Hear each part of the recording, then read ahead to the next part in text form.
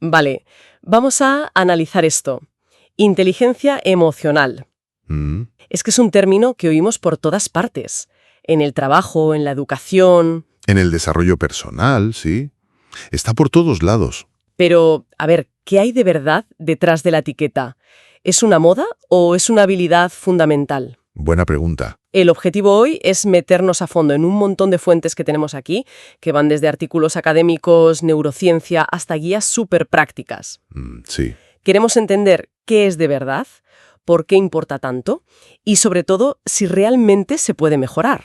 Y es que esa popularidad es un arma de doble filo, ¿sabes? A veces se diluye el significado original. Claro. De hecho, en las fuentes se ven dos corrientes muy claras que yo creo vale la pena distinguir desde el principio. ¿Así? ¿Cuáles? Pues mira, por un lado, la visión que lo convirtió en un fenómeno mundial, y por otro, su origen, que es mucho más científico, más acotado. Pues arranquemos por la que conoce todo el mundo. La figura clave aquí es Daniel Goleman. Su libro, de 1995, fue... Un bombazo. Totalmente. Metió el concepto en todas las oficinas y salas de reuniones del planeta. ¿Cuál era su propuesta para que tuviera tantísimo éxito, sobre todo en el mundo de la empresa? Lo fascinante del enfoque de Goleman es que él propone lo que se conoce como un modelo mixto. Mixto. Sí, no habla solo de una capacidad mental, sino que mete en el mismo saco un montón de cosas. ¿Por ejemplo? Pues rasgues de personalidad, competencias sociales, motivación. Los 5 componentes originales que seguro que hemos visto 1000 veces en infografías son autoconciencia, autorregulación, motivación, empatía y habilidades sociales. Claro, es que visto así parece una lista de superpoderes para la oficina. Sí. No me extraña que las empresas se volvieran locas con la idea. Es la promesa de que puedes entrenar a la gente para ser el empleado o la líder perfecta. Diste en el clavo. De hecho, Goleman más tarde adaptó su modelo a 4 competencias muy centradas en el rendimiento laboral.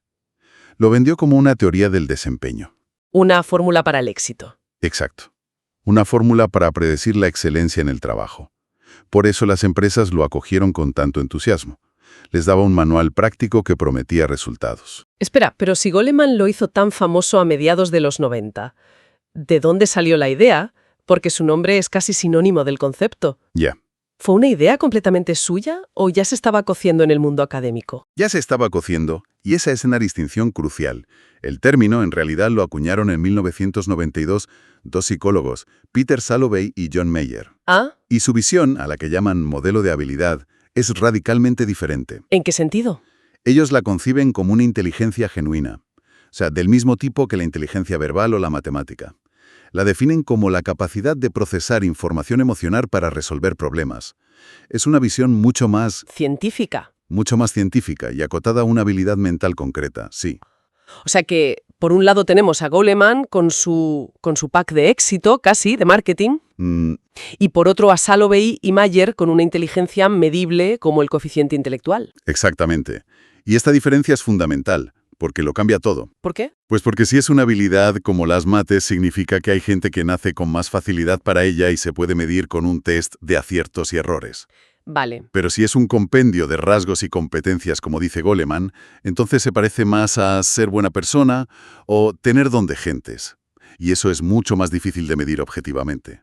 Aquí empieza toda la polémica. Vale, entiendo los dos modelos, uno más popular y otro más riguroso.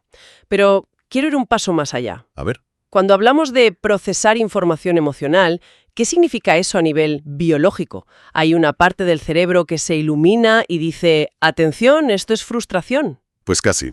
El epicentro de todo esto es una estructura que se llama amígdala. La amígdala. Sí, es una pequeña masa con forma de almendra que tenemos en el lóbulo temporal. Forma parte del sistema límbico, lo que llamamos el cerebro emocional. El más primitivo, no. El más antiguo, evolutivamente hablando, sí. Su función principal es ser como el centro de control que integra las emociones con nuestras reacciones. Ah, claro. La responsable de la famosa reacción de lucha o huida. Efectivamente. Es nuestro sistema de alarma biológico, un mecanismo de supervivencia que nos permite reaccionar ante una amenaza antes incluso de ser conscientes de ella. Es rapidísima. Qué fuerte. De hecho, una de las fuentes cita un dato que da que pensar. Lesiones en la amígdala pueden provocar reacciones extremadamente agresivas y la pérdida del miedo. Perder el miedo suena bien, pero en la práctica sería una sentencia de muerte. Totalmente. Pero su papel va mucho más allá, ¿eh? También es clave en el aprendizaje emocional. ¿Cómo?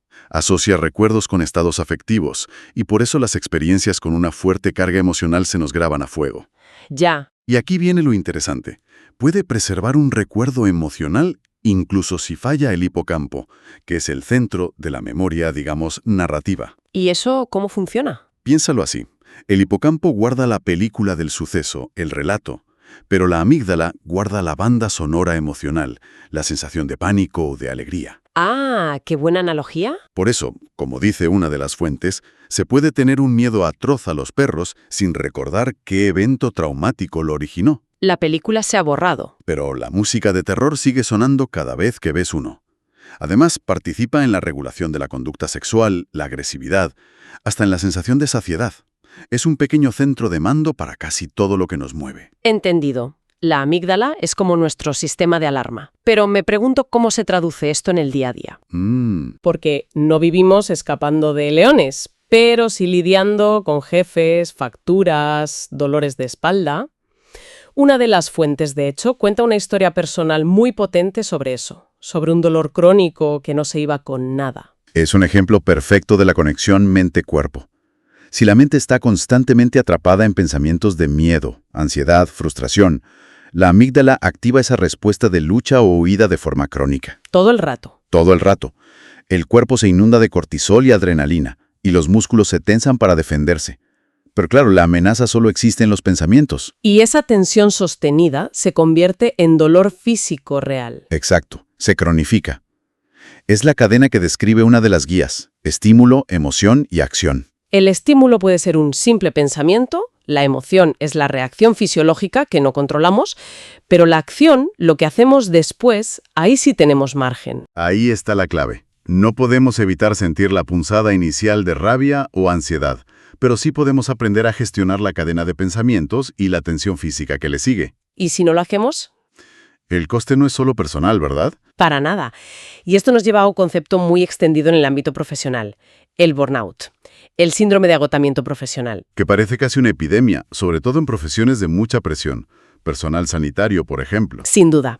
Una revisión sistemática de varios estudios que tenemos en las fuentes concluye que una alta inteligencia emocional es un factor protector clave contra el burnout en profesionales de la salud. ¿Y cómo se define el burnout? Pues tiene 3 síntomas principales: agotamiento emocional, esa sensación de estar vacío. Despersonalización, que es cuando empiezas a tratar a la gente con frialdad, con distancia, y una menor percepción del logro personal. Sentir que tu trabajo ya no sirve para nada. Es terrible. Y es fundamental subrayar que no es un fracaso individual. A menudo es una consecuencia de fallos en el sistema laboral. Entonces, si estas habilidades nos protegen de cosas tan serias como el dolor crónico o el agotamiento, la gran pregunta es, ¿cómo podemos mejorarlas? ¿Sí? Las fuentes ofrecen muchas estrategias, empezando por lo que parece ser la base de todo, la autoconciencia. Y la herramienta fundamental que proponen casi todas las fuentes para eso es el mindfulness, la atención plena. Que a veces suena un poco abstracto. Pues la definición es sencilla: una conciencia completa del momento presente en la que observa sus pensamientos, emociones y sensaciones corporales sin juicio. Observar sin juzgar. Exacto. El propio Goleman lo llama autoconciencia aplicada. No se trata de poner la mente en blanco, sino de observar lo que pasa dentro de nosotros con curiosidad, sin pelearnos con ello. Y esto ya no es solo una idea, ¿no? Hay ciencia detrás que lo respalda. Correcto. Un estudio del Hospital General de Massachusetts reveló que la meditación a largo plazo puede producir cambios físicos reales en áreas del cerebro encargadas de la autoconciencia. O sea, que cambia el cerebro. Cambia el cerebro. Y las empresas se han dado cuenta. Gigantes como Google, Apple o Nike han implementado programas de mindfulness y reportan mejoras en productividad y una reducción notable del estrés. Las guías que analizamos proponen ejercicios muy concretos. Uno que me ha gustado es simplemente poner nombre a las emociones. Fundamental. En lugar de decir me siento mal, ser más precisa. Esto es frustración, decepción, envidia. Una de las fuentes recomienda, con mucho acierto, la película Intensamente. Inside Out, sí, Es una referencia genial para ampliar ese vocabulario emocional. totalmente. ¿Quién no ha tenido un día en el que parece que furia ha secuestrado el panel de control? Solo con ponerle nombre ya le quita un poco de poder. Es que identificar la emoción es el primer paso para poder gestionarla. Exacto. Otro ejercicio clave es hacer pausas. Antes de reaccionar impulsivamente, pararse un segundo Respirar. y preguntarse, ¿qué estoy sintiendo? ¿Qué lo ha provocado? ¿Qué pensamiento hay detrás de esto? ¿Podría verlo de otra forma más útil? Es crear un pequeño espacio entre el estímulo y la respuesta. Y hay un tercer ejercicio que me parece muy valiente. Pedir feedback. Uf, ese cuesta. Cuesta, sí, porque todos tenemos puntos ciegos. Preguntar a gente de confianza cómo perciben nuestro comportamiento o usar herramientas como las evaluaciones de 360 grados nos ayuda a entender el impacto real de nuestras emociones en los demás. Son herramientas para pasar de la teoría a la práctica, porque la autoconciencia no es algo que se tiene o no se tiene, es una habilidad que se entrena, Como un músculo. como un músculo, día a día. Vale, todo esto suena muy bien, muy útil, pero aquí viene el giro de guión. Ajá. Una de las fuentes nos recuerda que no toda la comunidad científica está de acuerdo. Hay un debate muy intenso sobre si la inteligencia emocional es siquiera un concepto válido. Sí, y es importante ponerlo sobre la mesa. Por un lado, los defensores presentan estudios que la relacionan con mejoras en la salud, el liderazgo, el bienestar. Lo que hemos estado hablando. Eso es. Pero en la otra esquina del ring hay detractores muy serios. Uno de ellos, el profesor Luis Díaz Vilela, citado en las fuentes, es tajante. ¿Qué dice? Afirma que es un constructo que no aporta nada a lo que ya existe en la psicología científica y tiene graves problemas de validez. Vaya.